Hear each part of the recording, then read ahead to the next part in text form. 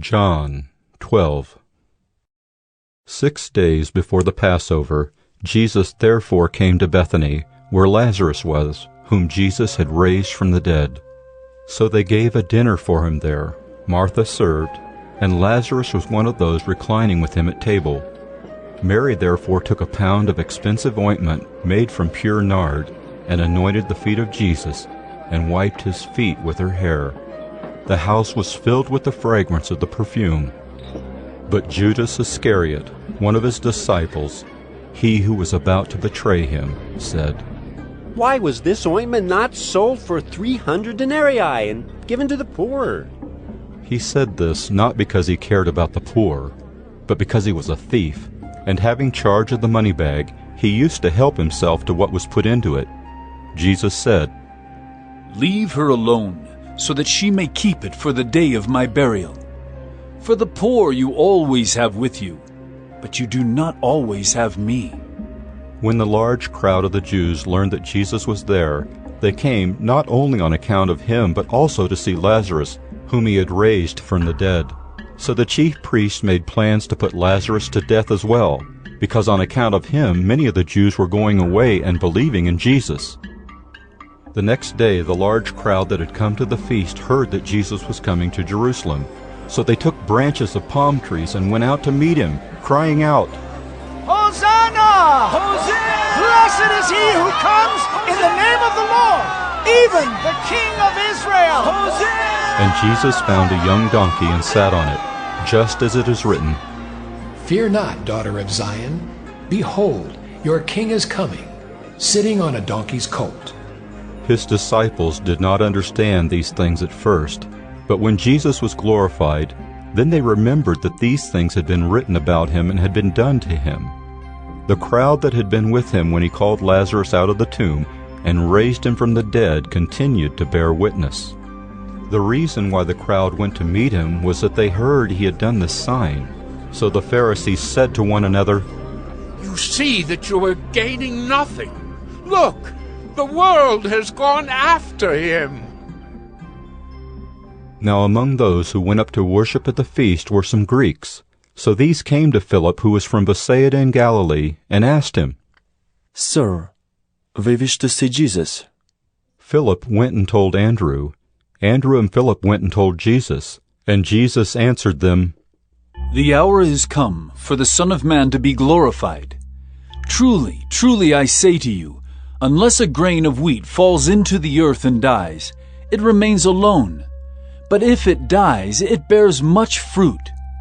Whoever loves his life loses it, and whoever hates his life in this world will keep it for eternal life. If anyone serves me, he must follow me, and where I am, there will my servant be also. If anyone serves me, the Father will honor him. Now is my soul troubled, and what shall I say? Father, save me from this hour? But for this purpose I have come to this hour. Father, glorify your name." Then a voice came from heaven, "I have glorified it, and I will glorify it again." The crowd that stood there and heard it said that it had thundered. Others said, "An angel has spoken to him." Jesus answered, This voice has come for your sake, not mine. Now is the judgment of this world. Now will the ruler of this world be cast out.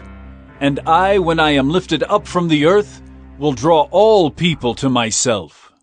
He said this to show by what kind of death he was going to die. So the crowd answered him, "We have heard from the law that the Christ remains forever. How can you say that the Son of Man must be lifted up? Who is this Son of Man?" So Jesus said to them, The light is among you for a little while longer. Walk while you have the light, lest darkness overtake you. The one who walks in the darkness does not know where he is going. While you have the light, believe in the light, that you may become sons of light." When Jesus had said these things, he departed and hid himself from them. Though he had done so many signs before them, they still did not believe in him, so that the word spoken by the prophet Isaiah might be fulfilled. "Lord, Who has believed what he heard from us, and to whom has the arm of the Lord been revealed? Therefore they could not believe, for again Isaiah said, He has blinded their eyes and hardened their heart, lest they see with their eyes and understand with their heart, and turn, and I would heal them. Isaiah said these things because he saw his glory and spoke of him. Nevertheless, many even of the authorities believed in him, but for fear of the Pharisees they did not confess it, so that they would not be put out of the synagogue, for they loved the glory that comes from man more than the glory that comes from God.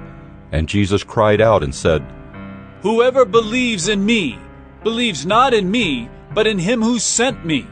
And whoever sees me, sees him who sent me. I have come into the world as light, so that whoever believes in me may not remain in darkness.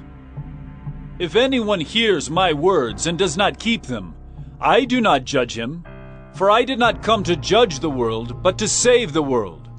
The one who rejects me and does not receive my words has a judge. The word that I have spoken will judge him on the last day. For I have not spoken on my own authority, but the Father who sent me has himself given me a commandment, what to say and what to speak. And I know that his commandment is eternal life. What I say, therefore, I say as the Father has told me.